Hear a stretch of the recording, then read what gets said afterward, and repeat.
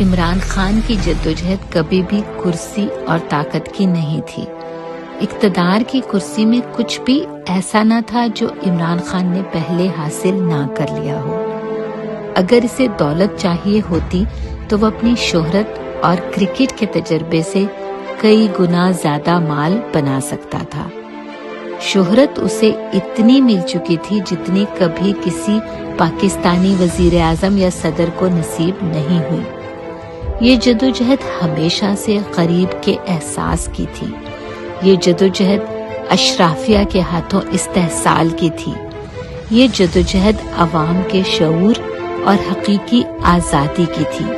یہ حقوق کی آگاہی کی جدوجہد تھی۔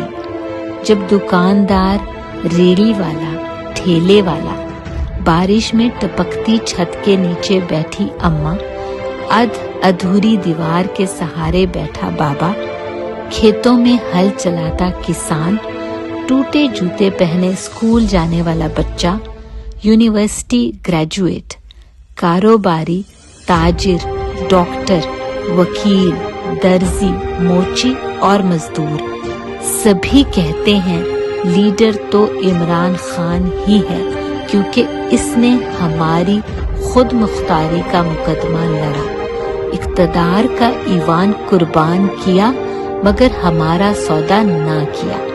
تو پاکستان کی جیت اور اشرافیہ کی شکست کا یقین ہو جاتا ہے۔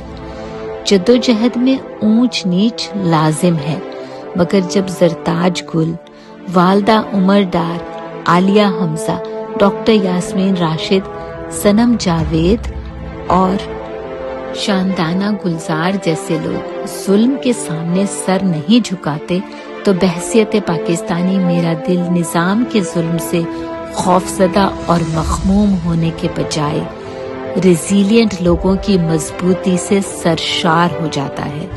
ثابت قدم رہنے کا عزم اور پختہ ہو جاتا ہے۔ اگرچہ سفر ابھی جاری ہے، مگر یہ جدوجہد عوام جیت چکے ہیں اور عمران خان فاتح ہے۔